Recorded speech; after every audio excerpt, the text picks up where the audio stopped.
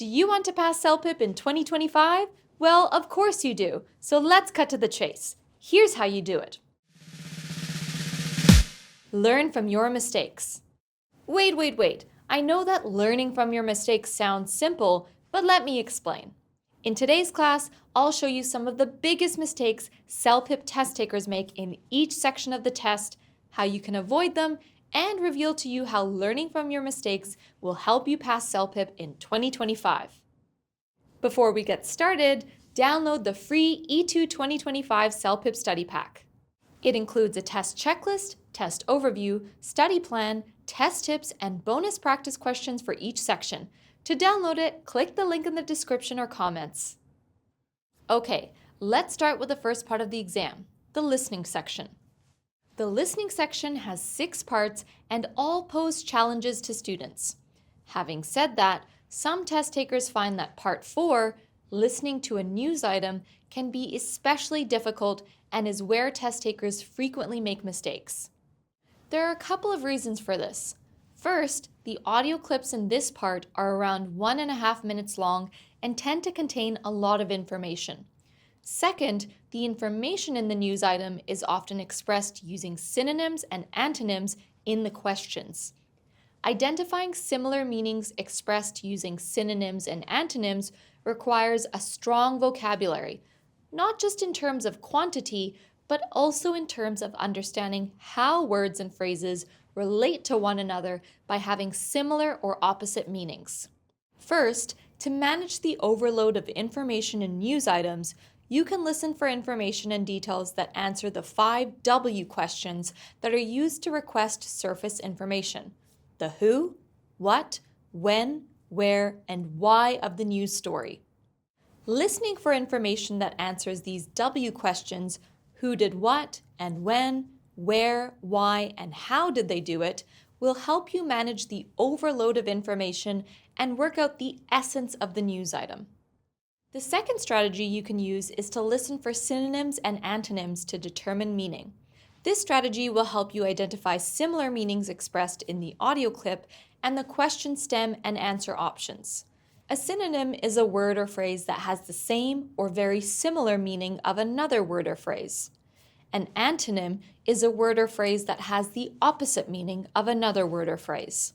Recognizing synonyms and antonyms in the audio clip and the question stem and answer options will give you a better chance of identifying the correct answer option. Let's put the strategy to the test by examining an example question. For this example, you'll see an instruction and 4 multiple choice answer options. You'll need to choose the correct answer option after listening to the audio clip. Okay, now that you know what the question looks like, we'll now listen to an audio clip. The official said that too many people get into trouble on the sea due to inexperience. Before going on boating trips, people should carefully check tide tables and charts of the area. Above all, people should wear life jackets at all times when on the water. Every year, there are hundreds of incidents in which people fall off boats or small boats get into trouble at sea. If the people on board are wearing life jackets, and fortunately most are, their chances of survival are very high. By comparing the meaning of the first 2 pieces of information, that too many people get into trouble on the sea and that there are hundreds of incidents every year, to the answer options, you can work out that the meanings expressed in options A and D are opposite to the meaning expressed in the news report. In other words, options A and D say that boat accidents are rare, which is an antonym of too many, and hundreds of incidents, and therefore can't be the correct answer. Let's zoom in and take a closer look at the remaining 2 options, B and C. By focusing on synonymous and antonymous meanings, you can work out that few people die in option B expresses the opposite meaning of often cause death in option C. Returning to the third piece of important information you took from the audio recording, that thanks to the fact that most boaters wear life jackets, their chances for survival are very high. You can work out that option C makes an opposite assertion, while option B expresses synonymous meaning and is therefore the correct answer.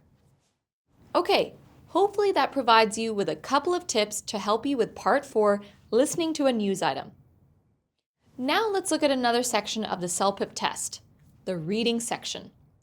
A common task type that test takers make mistakes in is Part 4, reading for viewpoints. This question type tends to be quite tricky for test takers, mainly because views can be expressed not only in explicit ways in a text, but also in more subtle ways in order to appear polite, modest, reasonable, and neutral to the reader. Fortunately, there's a strategy that you can use to help you identify even the most subtly expressed viewpoints in written texts. It requires you to identify common expressions used to introduce viewpoints, opinions, attitudes, stances, feelings, and so on. Think of these expressions as flags. By paying attention to these flags in the text, you'll be better prepared to identify any and all viewpoints presented in a text. Let's test the strategy by examining an example question from Part 4, Reading for Viewpoints. Let's look at an example excerpt from an opinion report. What you want to do is locate any expressions used to introduce viewpoints in the text. Remember, you should think of them as flags. You'll put yourself in a stronger position to identify the views, opinions, and stances presented in a text. In this case, the first flag that you should note is the use of the verb emphasize, along with the modal verb should and the adverb really by the speaker of the quote, Peter. When a speaker or writer uses I should emphasize in a sentence, they follow it with a noun clause expressing an assertion. In this example, Peter uses the verb emphasize to introduce his view that social networking alone is insufficient.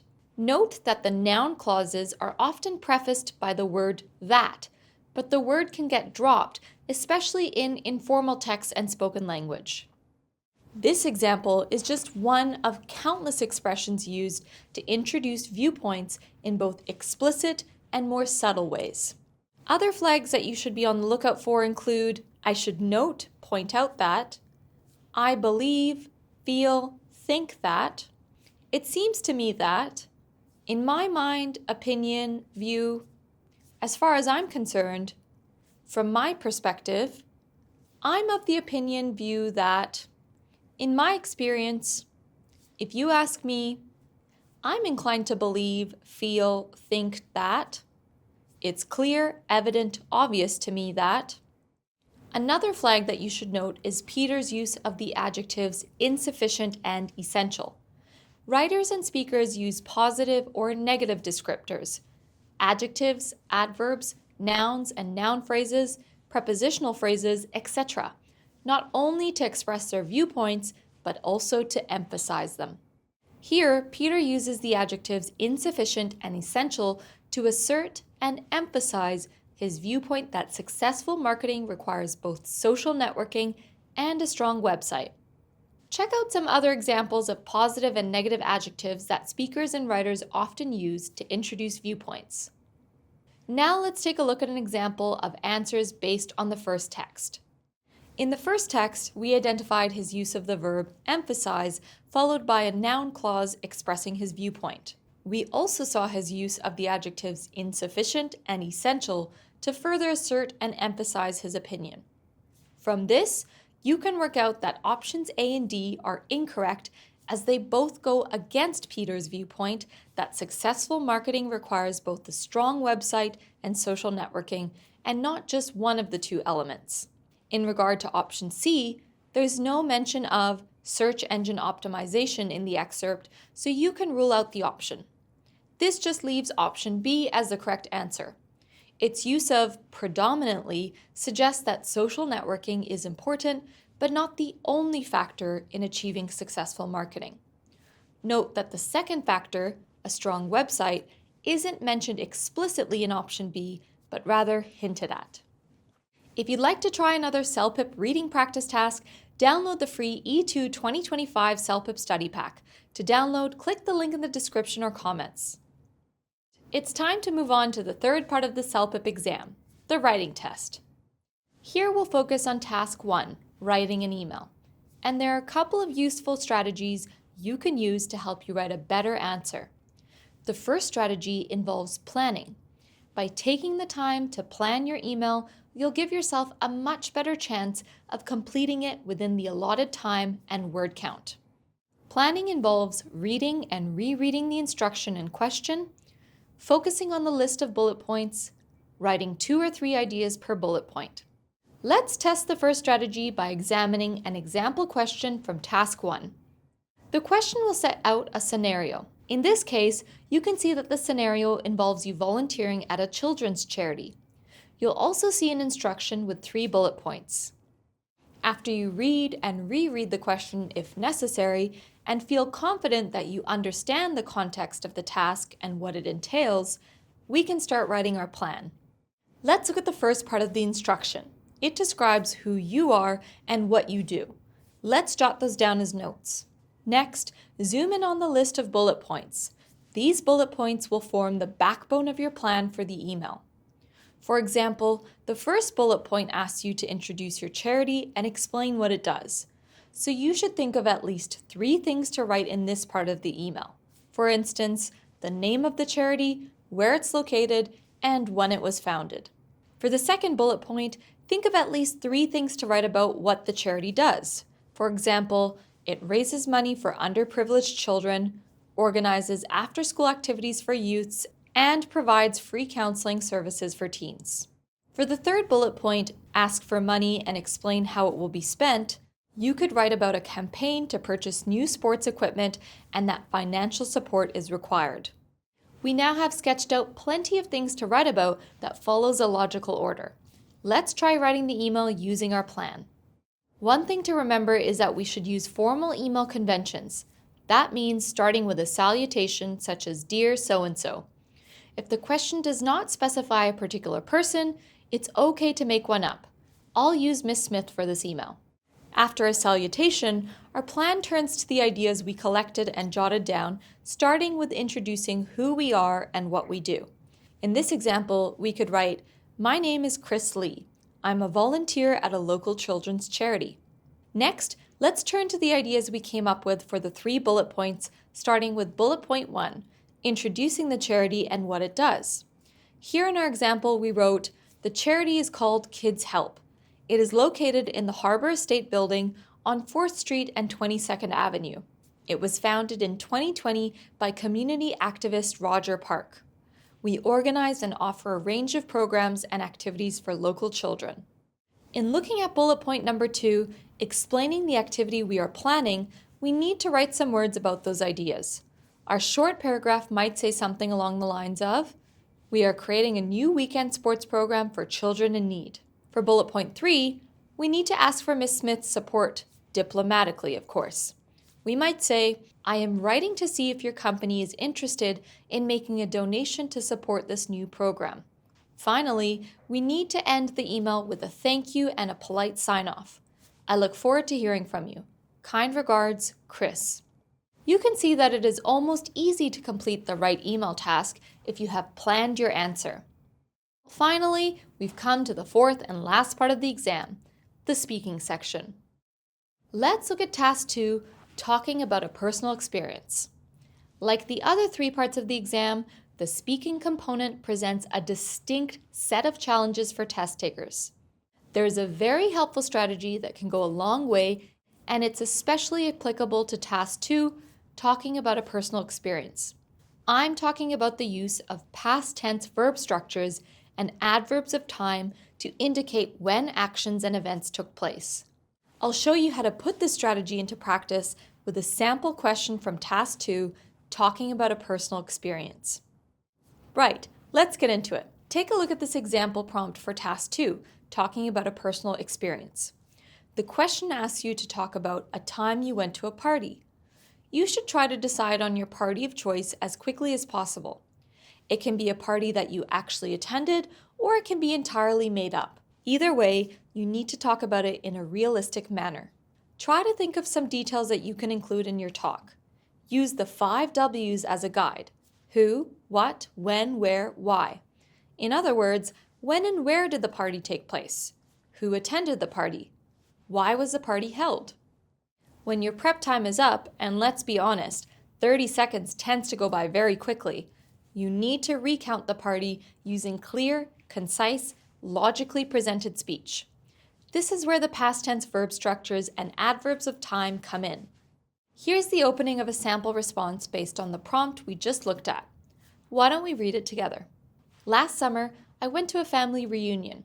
It was held at a hall downtown. Nearly 60 members of my family attended the event. It was a very special party because it allowed me to get caught up with many distant relatives, especially cousins I hadn't seen in several years. At the start of the party, we posed for a group photo along the back wall of the hall. After that, we all took our seats and appetizers were served. Then the band started to play. You get the idea. Is it clear when everything happened at the party? Yes, it is, because the speaker uses past tense verb structures and adverbs of time effectively to establish the order of events. Let's look at the verb structures first.